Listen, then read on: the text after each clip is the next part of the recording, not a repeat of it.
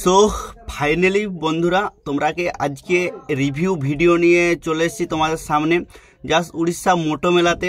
তো তোমাদের অনেকেরই কনফিউজ ছিল যে কম্পিটিশনে কে জিতেছে, সবাই যেতে পারেনি সেখানে। তো ওই কম্পিটিশনটা একটা বিরাট হাই লেভেলের কিন্তু কম্পিটিশন।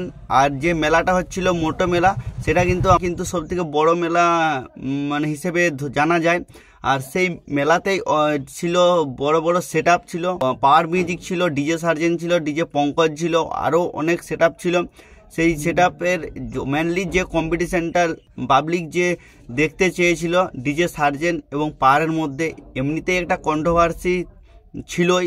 আর গত বেলপাহাড়ির পর থেকেই কিন্তু ডিজে সার্জেন আর পাওয়ারের কিন্তু একটা কন্টেন্ট হতে চলেছে, অসমাপ্তই রয়ে গেছে তাদের কম্পিটিশান। কোনোদিন সম্পূর্ণভাবে পূরণ হয়নি কম্পিটিশানটা, বা তার রেজাল্টও জানা যায়নি যে কে ভালো কে খারাপ। তো তারই নিয়ে মোটো মেলাতে কী হয়েছিল সেই অল ডিটেলস তোমাদের সামনে আজকে রিভিউ করব।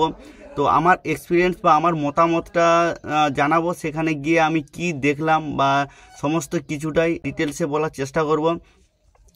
তো তিনটেই কিন্তু টপ সেট আপ ছিল সেইখানে, পাওয়ার মিউজিক, ডিজে সার্জেন এবং ডিজে পঙ্কজ। ফার্স্ট টাইম কিন্তু অংশ নেই এই মেলাতে ডিজে পঙ্কজ। আর ডিজে সার্জেন এবং পাওয়ার কিন্তু এইটা নিয়ে 2 বছর হয়েছে, গত বছরও এসেছিল। তো তাদের সাউন্ড টেস্টিং নিয়ে প্রথমে কথা বলি। তো ডিজে পঙ্কজের যে সাউন্ড টেস্টিং ছিল, তো ডিজে পঙ্কজ যে একটা লেভেলের একটা সাউন্ড টেস্টিং ছিল, একটা মানে ওয়েটওয়ালা, যেটা সার্জেনের কাছ থেকেও আমরা পাইনি। আগেও দেখেছি আমি ডিজে সার্জেনকে, কিন্তু সেই পঙ্কজের যে একটা ওয়েটওয়ালা স্পিকার চেক ছিল বা ওয়েট হচ্ছিল বক্সটাতে, সেটার তুলনায় কিন্তু ডিজে সার্জেন হয়নি। মিড এবং ভোকালটা খুব মোটা করে বাজাচ্ছিল ডিজে পঙ্কজ। আর তারপর ডিজে সার্জেন, তো ডিজে সার্জেনের যেটা দেখতে চেয়েছিলাম, যে গত বছর যেটা পেয়েছিলাম ফিলটা, যে একটা ওয়েট ছিল, সেটা কিন্তু টেস্টিংয়ের সময় পাওয়া যায়নি। টেস্টিংয়ের সময় অতটা কিন্তু খাস বাজেনি।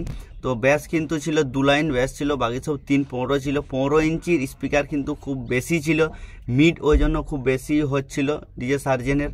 এবং পাওয়ার মিউজিকের কথা, তো পাওয়ার মিউজিকের কথায় সবাই জানে যে পাওয়ার মিউজিক একটা হাম্বিং ভাইব্রেশনের ব্যাসের জন্যই কিন্তু বিখ্যাত।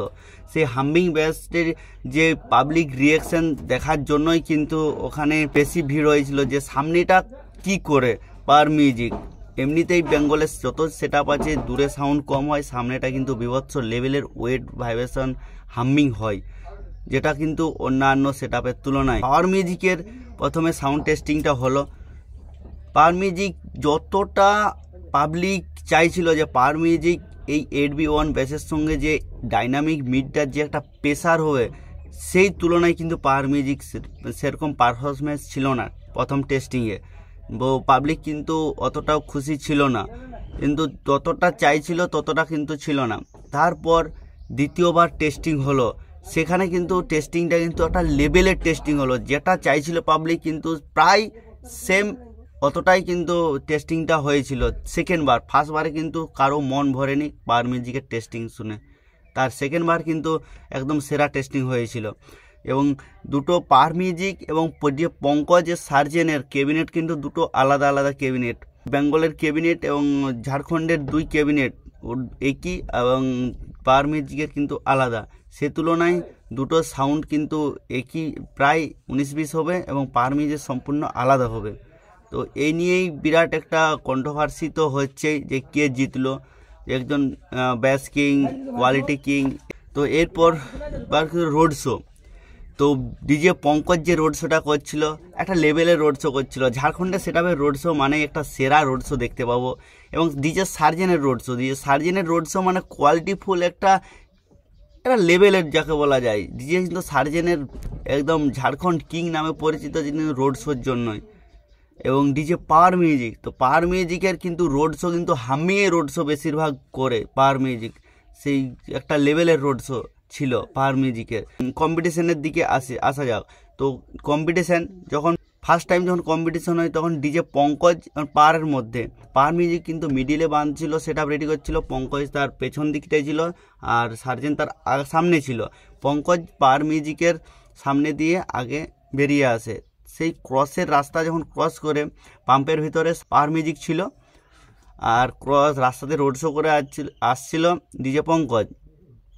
তো ডিজে পঙ্কজের যখন খুব সামনাসামনি চলে আসে ইডিএম গানে ডিজে পঙ্কজ কিন্তু রোড শো করে আসছিল, এবং সার্জেন এবং পাওয়ার মিউজিক হামিং চালাচ্ছিল, এবং ডিজে পঙ্কজের কিন্তু একটা কোয়ালিটিফুল ইডিএম ভাবে ব্যাসের একটা ওয়েট ছিল, সার্জেনের তুলনায় কিন্তু পঙ্কজের ব্যাসের ওয়েট ছিল, এবং পাওয়ার মিউজিক যে গতিতে বাজাচ্ছিল হামিং, পাওয়ার মিউজিকের হামিং পঙ্কজের সাউন্ডকে কেটে যাচ্ছিল। মিড কিন্তু অতটাও আসেনি, হামিংয়ের যে একটা প্রেসার ছুটছিল সামনেটাতে সেটা কিন্তু একটা লেভেলের ছিল পাওয়ার মিউজিকের। পঙ্কজও কিন্তু হামিং বাজাচ্ছিল, 2-3টা গান বাজালো। ইডিএমের থেকেও পঙ্কজের হামিংয়ের প্রেসারটা কিন্তু বিরাট লেভেলের ছিল, কিন্তু যতটা আমরা হামিং বেঙ্গলের সেটআপের কাছ থেকে ক্যাবিনেট থেকে পাওয়া যায় ওই ডিজে পঙ্কজের ওই ধরনের ক্যাবিনেটে কিন্তু অতটা ফিল আসেনি, কিন্তু ইডিএমের থেকে কিন্তু ওয়েটটা আরও বেশি ছিল ডিজে পঙ্কজের। সেই তুলনায় একটা বিরাট কন্টেন্টস হয় পাওয়ার মিউজিক এবং ডিজে পঙ্কজের মধ্যে। তো অতটাও কিন্তু বোঝা যায়নি, জাস্ট পাসিংয়ের মধ্যে কিন্তু কম্পিটিশনটা হয়েছিল।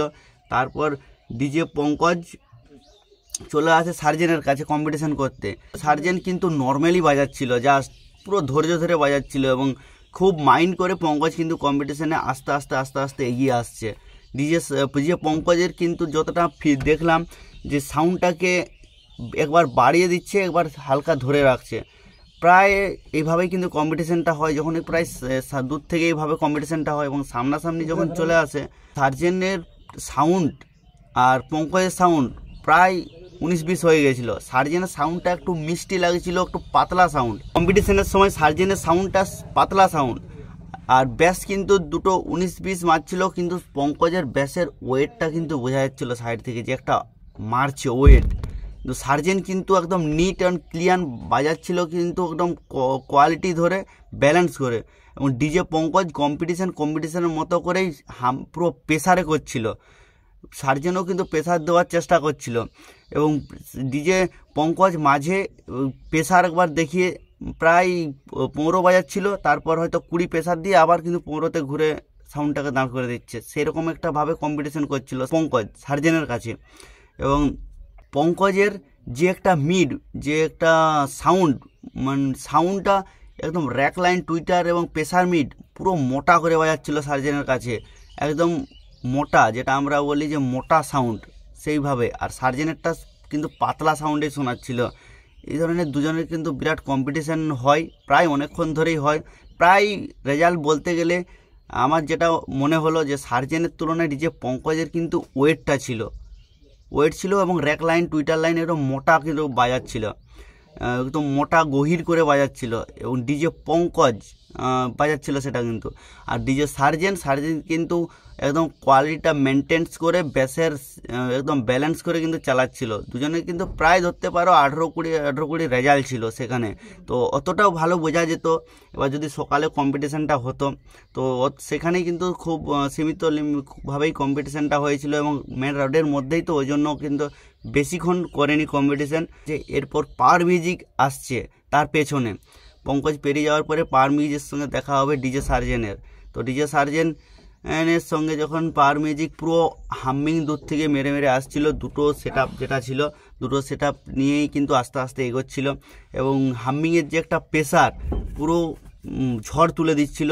মিডটাও অতটাও কিন্তু খাস নয় বা বাজায়নি হয়তো, তো অতটা কিন্তু ব্যাসের মানে হামিংয়ের প্রেসারটি ছিল। ডিজে সার্জেন নর্মালি বাজাচ্ছিল, তখন সামনাসামনি এলো, সার্জেন কিন্তু একদম প্রেসারটা বাড়ালো, আরও কিন্তু প্রেসারটা বাড়াবার পর যে একটা খেলা হলো, একটা বিভৎস লেভেলের পুরো ডায়লগ মেরে কিন্তু পাওয়ার মিউজিক কম্পিটিশন করছিল, একদম ট্যালেন্ট ছুঁড়ে কম্পিটিশন করছিল ডিজে সার্জেনকে। সার্জেন কিন্তু নর্মালি যে ইডিএম গানগুলো হয় সেগুলো কিন্তু বিরাট প্রেসারে বাজাচ্ছিল। দুজনের ব্যাস কিন্তু আলাদা আলাদা। হামিংয়ের যে একটা প্রেসার সেটা কিন্তু ইডিএমকে কেটে দেবে, ইডিএমের যে ওয়েট ঝনকানিটা সেটা কিন্তু সার্জেনের কাছ থেকে বিরাট আসছিল। এই রকমভাবেই কম্পিটিশনটা হতে হতে মাঝখানে কিন্তু কন্ট্রোভার্সি শুরু হয়ে যায়। কন্ট্রোভার্সিটা শুরু হওয়ার কারণ ডিজে সার্জেন যে সামনে ছিল ডিজে সার্জেনকে সাইড হতে বলেছিল পাওয়ার মিউজিকের কমিটি। তো পাওয়ার মিউজিকের কমিটি সাইড হতে বলেছিল, ডিজে সার্জেনের কমিটি বললো আমাদের এ পাশে জায়গা নেই, একটু তুমি পিছিয়ে যাও, পিছিয়ে গেলে আমরা পাম্পের দিকে চলে যাব, তারপর এগিয়ে যাবে। ও পাওয়ার মিউজিক কিন্তু পেছাতে রাজি নয়, ডিজে সার্জেনও সামনের দিকে এগোতে রাজি নয়। ভাবেই কিন্তু কন্ট্রোভার্সিটা শুরু হয়েছিল ম্যান। এবার কমিটির মধ্যে কন্ট্রোভার্সিটা শুরু হতে হতে হঠাৎ করে ডিজে সার্জেন খারাপ বা কোনো কথা মাইন্ডে লেগে যায়, ওই জন্য ডিজে সার্জেন কিন্তু মাইক্রোফোনটা অ্যালাউন্স করে। সার্জেনও যে কথাগুলো বলেছে তোমরা অনেক দেখেছো যে কথা বলেছে। এবং পাওয়ার মিউজিকের কমিটির একটাই বক্তব্য, এখানে কমিটির মধ্যে কম্পিটিশানটা হচ্ছে, কিন্তু ডিজে সার্জেনের যে একটা মালিক হিসেবে বলার কারণটা কেন উচিত হয়নি, এইটা হচ্ছে পাবলিকের একটা বক্তব্য অনেক শোনা যাচ্ছে। তো এবার কোনটা ভালো কোনটা খারাপ অবশ্যই সবার দুজনেরই ফ্যান ফলোয়ার্স প্রচুর রয়েছে, এবার তোমরাই বিচার করবে যেটা সঠিক কিনা ভালো। এবং পাওয়ার মিউজিকের কমিটি কিন্তু কথা বলছিল এবং ডিজে সার্জেন মোটো মেলাটা নিয়ে অনেক কিছু বললো যে এইভাবে যদি কন্ট্রোভার্সি হওয়া যায়, মানে হতেই থাকে, তবে কিন্তু পরবর্তীকালে এইভাবে এত বড় রোড শো আমরা দেখতে বা কম্পিটিশান দেখতে পাবো না। তো এই কারণেই কিন্তু আস্তে আস্তে অনেক কম্পিটিশান কিন্তু বন্ধ হয়ে যাচ্ছে। এমনিতে রোডের একটা চাপ, ওই সরু রাস্তার মধ্যে কম্পিটিশান করাটা, তো এই নিয়ে একটু প্রবলেমের মধ্যে পড়তে হয়েছিল। কিন্তু তার মাঝেও দুজনে কন্ট্রোভার্সির পরেও তার মাঝখানেও দুজনে ইডিএম গান বাজায়, যেটা টেস্টিং ইডিএম গান বাজায়, দুজনেই একটা বাজায় ও একটা, কিন্তু দুজনের কিন্তু ইডিএমটা সম্পূর্ণ আলাদা। একটি গান বাজছিল, ইডিএমটা কিন্তু আলাদা, যেটা সার্জেনের একটা পাতলা আওয়াজের ঝনকানি আওয়াজের কিন্তু ইডিএমটা আসছিল। এবং পাওয়ার মিউজিক সে তুলনায় একদম যে বিএম রিমিক্সের একদম ভয়ানক একটা হাম্মিং, সেই হাম্মিং ধরেই কিন্তু ইডিএমটাকে বানানো হয়েছিল, প্রচুর কিন্তু প্রেসারও বাজছিল।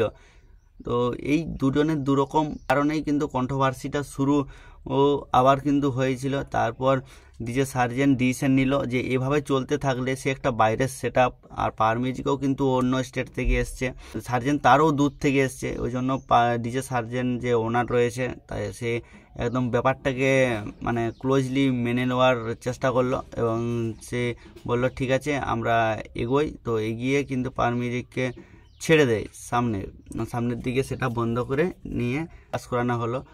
পাবলিকের একটা সেখানেও একটা অসমাপ্তি রয়ে গেল, যে এখানেও কিন্তু কম্পিটিশানটা সবাই ভেবেছিল যেখানে কিছু একটা হবে, হয় উইন হবে না হয় পাওয়ার মিউজিক উইন হবে, যে কোনো একটা উইন হবে। তো এখানেও কিন্তু কিছু বোঝা গেল না। এই নিয়ে চারবার কিন্তু পাওয়ার মিউজিকের সঙ্গে কম্পিটিশান হলো, বেলপাহাড়ি, মোটো মেলা, আবার মোটো মেলায় দুবার হলো, আর পাট্টামন্ডিতে কোনোবারে কিন্তু সমানভাবে কিন্তু কম্পিটিশানটা হলো না বা টাইম ধরে কম্পিটিশানটা দেখা গেল না। এই দুজনের ক্যাবিনেট কিন্তু আলাদা আলাদা ধরনের, একজনের কিন্তু বেস ভাইব্রেশন নিয়ে তাকে স্ট্রং করে রেখেছে পাওয়ার মিউজিক, হাম্মিং একদম সেরা, এবং ডিজে সার্জেন সেটা কিন্তু তার কোয়ালিটি বেসের উপর লিমিট করে, সেটা কিন্তু ওর দিকে সেরা। পাওয়ার মিউজিক যদি ভাবে যে কম্পিটিশন করে বেস ভাইব্রেশনে সেটা কিন্তু করতে পারে, কিন্তু সার্জেন সেটা করতে পারবে না, সেটা কিন্তু তার কোয়ালিটি ফুলভাবেই সাউন্ডটা আসবে, অতটা কিন্তু প্রেসার হবে না। দুজনের ক্যাবিনেট কিন্তু আলাদা। সার্জেনও কিন্তু হাম্মিং বাজাচ্ছিল, কিন্তু সার্জেনের হাম্মিংয়ের মারটা ঠিক গায়ে বসছিল না, জাস্ট ছেড়ে যাচ্ছিল গা থেকে। আর আমাদের বক্সের কি হয়, যেটা বেঙ্গল ক্যাবিনেটের, সেটা কিন্তু গায়ে কামড়ে বসে, একদম চিপে আওয়াজটা বের হয়, মানে টাইট হাম্মিংয়ের। আর সেই জন্য কিন্তু সার্জেন হাম্মিংও কিন্তু চালাচ্ছিল। সার্জেনের এই হাম্মিংয়ের একটা এক্সপিরিয়েন্স হলো যে এই ক্যাবিনেটের হাম্মিং অতটাও খাস বাজে না, যতটা খাস বাজার কথা আমরা যতটা শুনেছি আমাদের এই বেঙ্গলের যে সেট আপগুলোর যে আওয়াজ, তো সেই তুলনায় কিন্তু অতটা খাস নয়। ইডিএমের পক্ষেই ওই বক্সগুলো কিন্তু 2.15 বা 2.18, 2.21 বা 3.15 এসব বক্সগুলো কিন্তু একদম বেটার পারফরমেন্স দেয়। এবার পরবর্তীকালে কোথায় এখন কম্পিটিশান হবে সেটা একটা দেখার বিষয়। সামনাসামনি বসে বসে কম্পিটিশান যদি হওয়া যায় বা অনেক টাইম ধরে কোনো ফাঁকা জায়গায়, তবেই কিন্তু হয়তো একটু ভালো করে আবার বোঝা যাবে। এই নিয়েই একটা বা এরকম কন্ট্রোভার্সি হতে থাকলে অবশ্যই খুব খারাপ বা বন্ধ হয়ে যেতে পারে পরবর্তীকালে আমাদের জন্য, বা ভিডিও করতে যাওয়া সেখানে গিয়ে এত দর্শকের ভিড়ে মেন প্রবলেমও হয়ে গেছিলো যে ওখানে কিন্তু দর্শকের ক্রাউডটা পাওয়ার মিউজিক এবং ডিজে সার্জেনকে দেখার জন্য অনেকেই ভিড় জমে গেছিলো। সেখানে ভিডিও করা তো দূরের কথা, মানে দাঁড়ানোই যাচ্ছিল না, অনেক কষ্ট করে কিন্তু ভিডিও করতে হয়েছিল। অনেকের অনেক কিছু ক্ষতিও হয়ে গেছে, ব্যাগ থেকে অনেক অনেক কিছু পড়েও গেছে বা চুরিও হয়ে গেছে, সমস্তটাই কিন্তু প্রায় ধরতে পারো প্রচুর কিন্তু হালত খারাপ ওইখানে। এমনিতেই গরম, এখন বলছে গরমের একটা যে টেম্পারেচার রয়েছে অস্বস্তিকর একটা ব্যাপার, সেই তুলনায় অত বড় বড় ডিজে, তো এইসব ডিজে কিন্তু ওটা ফাঁকা এলাকা বা এরকম রোডের মধ্যে কম্পিটিশান করাটা আর হয়তো দেখতে পাবো নি ফাঁকা জায়গা ছাড়া। তো এই মোটো মেলাতেই যতটা আমি গিয়েছিলাম এক্সপিরিয়েন্স কাছে শেয়ার করলাম। অবশ্যই যদি আমার মানে এক্সপিরিয়েন্স বা আমার রিভিউ ভালো লাগে অবশ্যই তোমরা কমেন্ট করে বলো, এবং যদি ভিডিওটা ভালো অবশ্যই শেয়ার করো। তো চলো, এইটুকুই তোমাদেরকে রিভিউ ভিডিও নিয়ে এসেছি। তো দেখা হবে কোনো আবার বড় কম্পিটিশান বা রিভিউ ভিডিও নিয়ে। তো আবার কিন্তু কম্পিটিশান রয়েছে অনেক অনেক জায়গায়, অবশ্যই তোমাদেরকে আবার ডিটেলসে দেখাবার চেষ্টা করব। তো চলো, বেশি কিছু বা ভিডিওটি বড় করছি না, দেখা হচ্ছে নেক্সট পরের কোনো ভিডিও নিয়ে।